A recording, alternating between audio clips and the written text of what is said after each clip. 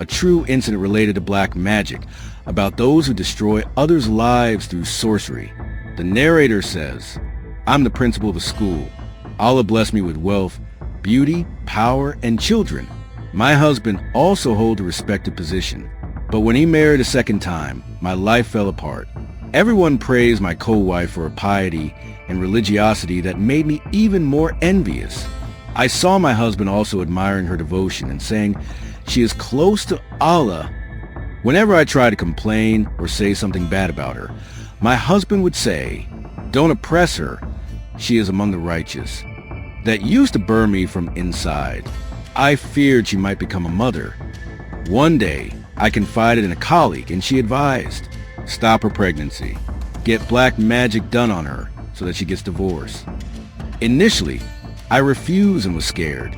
She then said, 'Once she's divorced, just give charity in her name and repent. All will be forgiven.' Satan overcame my heart, and I said yes. We went to a well-known sorceress in the area. I said to her, 'I don't want my co-wife to become pregnant, and I want her to get divorced.' As my heart grew darker, I added, 'I don't even want her to ever become a mother, not through my husband or anyone else.' The sorceress said, 'I need her scent or some personal item.' I consulted with my eldest daughter and colleague. We planned for my daughter to visit her father and invite him and his wife over for dinner. Our goal was to obtain one of her personal items. My daughter managed to get her scarf, dupatta, and gave it to me. I gave it to the sorceress. She said, 'She will never become a mother.' She handed me some items to sprinkle at the entrance where she would walk in and some to mix in her food. I invited her over and lovingly said, 'We're like sisters. Please have dinner with me tonight.' I sprinkled the magic near the door she'd enter from and added the rest into her tea. When I saw her drinking the tea, I was ecstatic. It felt like I had conquered the world. But little did I know I had destroyed my faith, my world, and my afterlife. A few days later, she started having severe bleeding. It continued for 3 weeks, even a full month. Her health began to deteriorate. My husband said she cries during prayers in the bathroom and sometimes faints at night. I would respond, 'Yes, it's because of the bleeding,' and pretended to be concerned. Doctors later discovered she had tumors in her uterus resembling cancer and recommended removal of the uterus, but she refused the operation. The reason for her refusal was a dream. A black dog was tearing into her womb. A dream interpreter told her, 'Black magic has been done on you. Rub olive oil on your stomach and recite prayers.' My husband told me all this, so I immediately informed the sorceress. She said, 'If she applies olive oil, the knots will untie and she will become a mother.' So mix magic into her food again. The dream interpreter was actually the same woman doing the magic.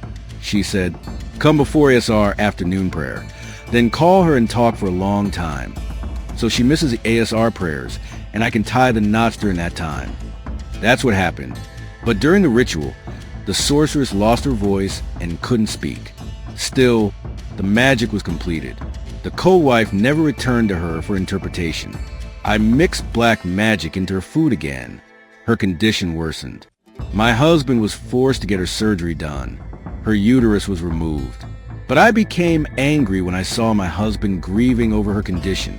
Now I wanted her to be divorced, so I could feel fully victorious. I consulted my colleague again. We plotted to accuse my co-wife of doing black magic herself, so the husband would divorce her. My daughter had been married for a year. We also planned to do black magic on my husband, and I buried the spell near the house entrance. Then I told him, 'The dream interpreter said you've been bewitched, and it's your second wife who did it.' I gave him a location. He dug near a tree and found a magic spell buried there. It was a shock for him and a moment of triumph for me. He called his second wife's brother and said, 'Your sister is a disbeliever, a sinner, a witch. She's forbidden for me. I divorce her triple talaq.' He even sent him photos of the black magic items. I thought I had won, but the end was destruction for me, my daughter, and my colleague. It's now been 5 years since he divorced that woman. My daughter also got divorced. She became infertile, a strange disease that ended all her eggs. She's now under psychiatric treatment. My colleague's only son died in an accident, and she is now in a mental hospital due to severe depression. My husband now has dreams in which his deceased father appears angry. He recites this verse from the Quran. "O you who believe, if a rebellious evil person brings you news, verify it, lest you harm people in ignorance, and afterwards you become regretful for what you have done." Surah Al-Jurat 4:9. But the story doesn't end here. I was fired from my job, faced major public humiliation. People conspired and removed me from the education sector. My honor was ruined. A lesson: whoever ruins others' lives, Allah ruins their world and hereafter. Black magic is haram, forbidden.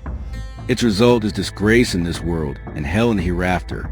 Whoever trusts in Allah, He is sufficient for him.